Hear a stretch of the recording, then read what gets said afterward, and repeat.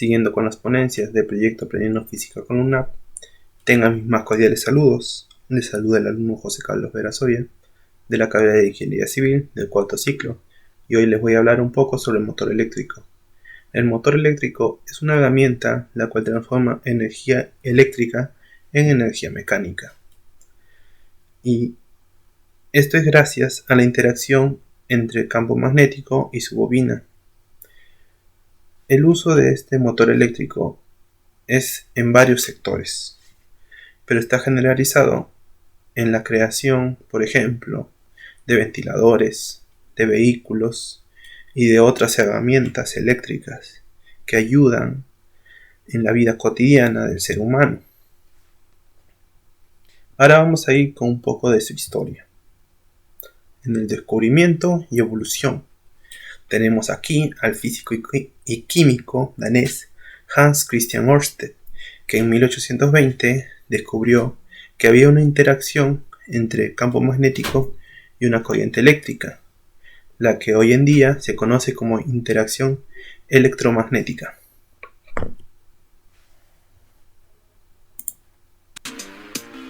En 1820, Hans Christian Ørsted descubrió que una corriente eléctrica podría generar un campo magnético.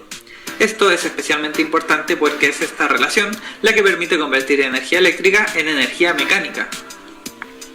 En términos simples, al moverse una carga eléctrica por el cable, genera un campo magnético a su alrededor, siguiendo la regla de la mano derecha.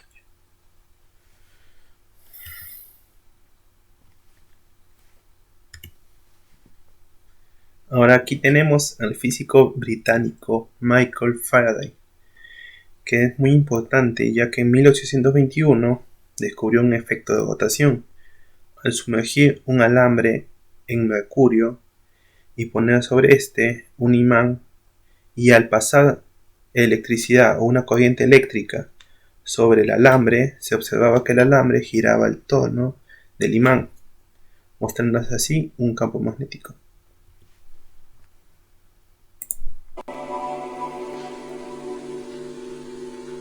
Faraday repite los experimentos de Ørsted, pero luego modifica la disposición de los elementos del ensayo. Cuelga un alambre móvil sobre una barra magnética. Al conectar una fuente de energía eléctrica, la corriente circula a través del alambre. A continuación, este comienza a girar continuamente alrededor del imán. Con corriente eléctrica, Faraday ha provocado un efecto magnético. Ha hecho rotar el alambre. Con este ensayo ha encontrado el principio del motor eléctrico, un gran descubrimiento.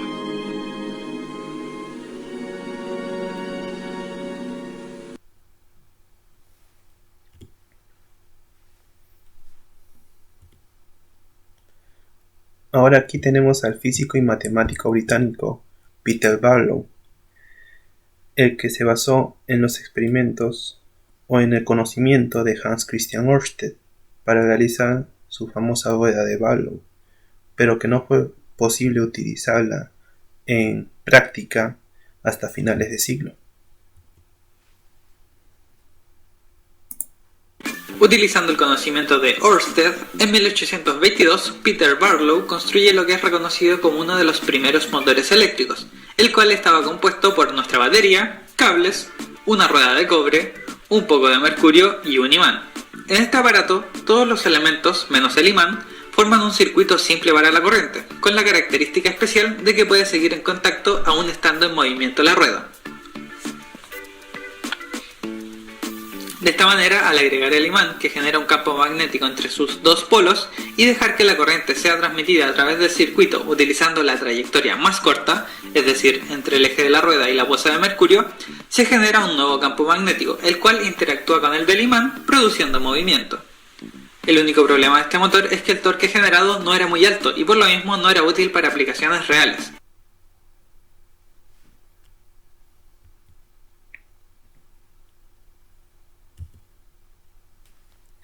Ahora aquí tenemos al físico e inventor británico William Sturgeon, que brindó dos aportes importantes para el motor eléctrico. El primer aporte fue en 1824, con la creación de los electromagnetos, que eran piezas que funcionaban similar a un imán, en el cual su campo magnético está inducido por una corriente eléctrica. Por aquí pasaba una corriente eléctrica y acá podemos observar un metal. Esto hacía que las cargas del metal se alinearan en polos opuestos y al doblarlos tenía en forma de U, podíamos observar que su funcionalidad era similar a la de un imán. Y ahora en 1832 creó el conmutador, que es un tipo de interruptor el cual cambia la dirección del flujo de corriente. Esto vendría a ser el conmutador y esto vendría a ser esto al doblarlo en forma de U.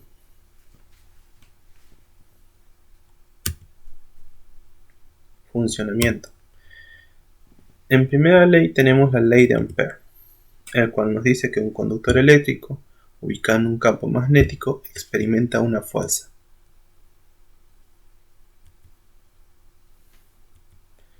Luego seguimos con la ley de Faraday, el cual nos dice que si un conductor se mueve a través de un campo magnético, entonces cualquier componente de movimiento perpendicular a este campo generará una diferencia de potencial entre los extremos del conductor. Como podemos observar, aquí hay dos fuerzas, y estas fuerzas serán las que ayuden a que nuestro motor eléctrico gire.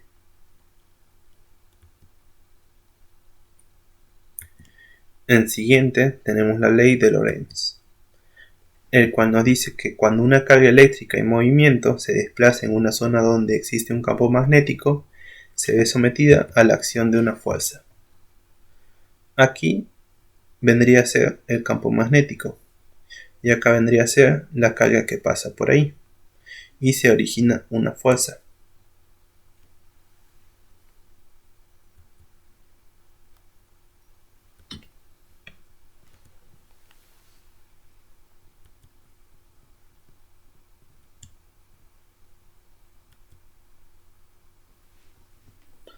Aquí tenemos en el funcionamiento interno de nuestro motor eléctrico.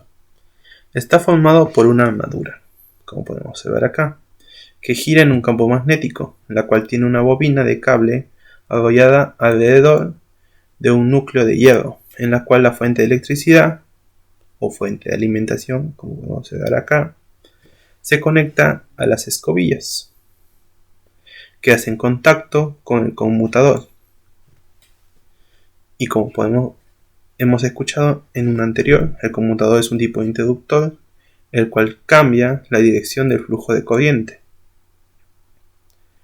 Y la corriente eléctrica fluye de la fuente al motor, como podemos observar acá, de la fuente hacia el motor. Los cables de la bobina que transporta la corriente experimentarán una fuerza en presencia del campo magnético. Cuando la corriente fluye por la bobina en el sentido que se muestra, el imán ejerce una fuerza hacia abajo sobre el segmento de cable situado cerca del polo sur, como podemos observar en esta imagen, una fuerza hacia abajo, el polo sur, y una fuerza hacia arriba sobre el segmento situado cerca del polo norte. Acá podemos observarlo.